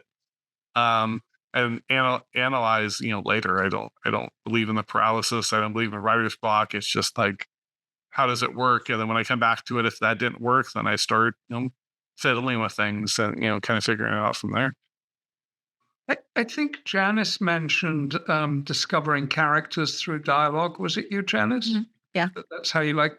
And I thought that was a really interesting statement. I tend to discover them through their actions once they're thrown together into a really strong setup. As you know, I'm a total pantser. It's the and that- choices. I mean, that helps too. and The that's- choices they make. And Yeah, the dialogue isn't how. I mean, that struck me as unusual because that's not how I think of discovering them, and that's a whole interesting topic right there. How do you get to know your characters? Well, it's a voice thing because the Yeah. character that says, yo, what's up, boss, is very different from the person that says, yes, sir. Like that's how you. So like if they come around with snappy little dialogues or banter or quips, then I'm like, oh, okay, I kind of have a sense of who this character is, and this stuff just it comes out as I write. Like I have a general sense of who they are, but like I figure out like how do they answer questions, how do they do things, when they're talking and making decisions, when they're having conversations with the other characters, how does their thought process work? What are the things they notice about, what are the things that they pick up on that the other character says that they want to respond to? What are the things that they say that sounds evasive, or, what are the things they focused on? So it helps me figure out their personality and what they find important and what they feel the need to either double down on or ignore, and that tells me a lot about them, kind of thing. So Yeah, I'm actually a pantser too. I mean, but not when it comes to character. I mean, I take months of notes. I know my character before I write him. I know him. I don't have to, Yeah. I mean, I get surprised by my character. Like, oh, okay, I didn't know that about him. It just happened. And that's why I like first person, is I like to be surprised. I don't want, I don't want to know everything. And, but yeah, I pretty much know my character already. So that is a really interesting. I'll put that on my feeler list here. But that's a really interesting question: is how do your characters reveal themselves kind of to you, right? Because there's a figuring that out. Like, so David, you take months of notes and you kind of think about it versus kind of writing it and starting the dialogue. I'm and thinking about kind of story. coming to. But I'm not thinking about story. And I'm the opposite. The characters just go through my head, and I'm understanding the character, and like, and just trying to live the character and talk to the character. I'm not. Right. I'm not I do the same. I make a ton of notes on them, but I find that that'll only take me so far. It's only when I throw them into action and they interact that I really get to know them. There's a limit to how much I can know them until they interact. Do you find that? Well, that's why I said I get surprised. Yeah. Once I actually start writing, I get surprised. They come alive. That's when they. Yeah, exactly. That's when they come alive, and they're breathing. Yeah, I have like real minor things. Like there's lists of things. Like I kind of know, like, like what's their conflict style? How do they react to things? Like there's a couple of like there's some bullet point things that I need to know and some basics. So I have a sense of like how they might interact or what they might do or the type of personality. And then that changes and develops as because I always know like my plot, that my story, I know really very well what I'm going to do. But like I always know where I'm going, but I have no idea how I'm going to get there. So it's like, these are the events. Okay, whoosh, here you go. I'm tossing you in there. How are you going to solve this problem? And then I see what they do. Right. And see how they communicate. All right. Thank you for that. So anything else dialogue related? Because, like every episode of this, there's like, I come up with 6 questions for the future, but anything else anyone wants to tie a bow on for tonight? One fun thing. Bedtime. One It's fun early thing for with- you there, William. It's West Coast for you. I know. it's early It's early days. enough for me, so I'm Yeah, fine. I it's know early you days, guys but are I at just least. I get tired early nowadays. I was like, Wow, it's nigh on to 9 o'clock here in the East Coast. I mean, Well, they've just been sleep deprived the last few months, though. So yeah, I have not. Nobody knows. So, about- Janice, you were about to say something. Yeah, it's not terribly important. It's not like the one thing I was saying. One of the little dialogue tricks that I kind of like that I do is to go through and go, what can, and I think Dana talked a little bit about that. It's like, what can you do to cut out? Because a lot of times we'll have dialogue and like we're stating information, or it's not totally as Bob dialogue, but we're still sharing information and we're stating information. And it's like, okay, what can you do with that? Like if you took those 3 sentences or those 2 sentences and you condensed it to 1 sentence and you threw it in the character's voice, what would it sound like? Like how could you do that? And sometimes you go through and you go, what don't I need? And you kind of boil it and distill it down to something that does more with fewer words. And then you get some really interesting dialogue on that. And this is definitely a later polish type thing. This isn't a first draft kind of thing, unless like I'm going through like even last week I was working and there were a couple of lines was just an exchange, and I'm like, yeah, this is just an information exchange. There's no character here, and I probably spent 20 or 30 minutes tweaking back and forth and went through about 6 or 7 passes. Now I definitely don't do this all the time, but it was one of those where I'm like, this is an opportunity where this moment could really be interesting, and it was just like my gut was telling me I can do more here. So I played with the dialogue for a while and it turned out much better. And it was a really good moment. But it was just one of those things that like, so sometimes, yeah, just like, what can you do more with less? And sometimes you end up with some really fun dialogue at that point. And Absolutely. There's a wonderful point. And every beat of a story, I write thrillers, right? So every beat of a story is an opportunity for another twist. And if you have a character, it's just making this up. You have a character hates his job, and we know through the narrative, the inner monologue, that how much he hates his job. And when this asshole comes up to me, I know he's going to ask me to work overtime tonight, and I'm going to tell him to go screw himself. I'm not doing this. I've done this for 8 nights in a row. I haven't had a weekend. And he gets all this, and then when the moment comes up, and the boss comes and says, "I need you to work tonight," and he says, "Okay," right? So that's a great strategic use of dialogue, where you reveal a lot about a character for relatively little bit of time. So the dialogue is about what other characters know about a character. The inner monologue is what the reader knows, and the two Yes. don't necessarily have to be the same. And that's wonderful when you can do that. And even when layer it in there, if you do that, you have the same kind of thing, or you layer in the subtext where the reader knows something about the character that the character may not have even realized yet.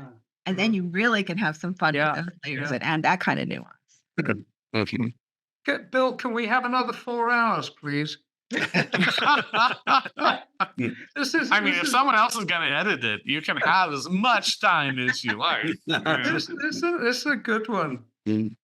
Yeah, very good. No, I mean, I think I think that was great. So thanks so much, everyone, for jumping on.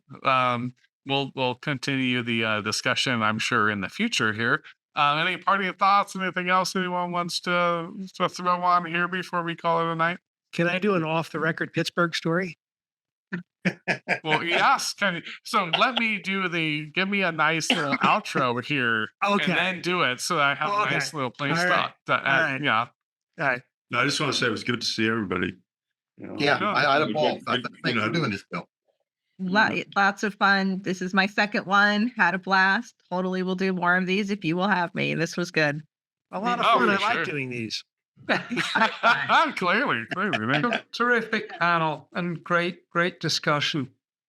Awesome. Thank See, you. that's what I wanted, John. I really just wanted people to say nice things to end the show on the nice things, you know? Extra shots. Question for the audience here. Thanks so much for sticking with us here as we talked, as we communicated via dialogue. For the last, I think it was 2 hours. It was an hour and a half, whatever this video ends up being. Question for you. Who is your favorite dialogue writer? I am really interested in this, actually. I think it's really interesting to go through and kind of look at some of the best, writers of dialogue through the ages and kind of see how they've done it. Because I do think there is a very distinctive feel on what was great dialogue 50 years ago versus 20 years ago versus now, and that's going to change. You can bet your sweet tookus that's going to change down the line. So that's the nature of life. So let us know down there in that comment box. As always, the best way if you want to support the show, we had how many? We had a big panel today. We had 7-ish authors, 6 authors, whatever amount was, whatever there was. Let us know. If you want to, pick up a book. That's really the best way to do it. So thanks so much again for tuning in. Let us know your thoughts. Keep it going. Keep it running. Cheers, everybody.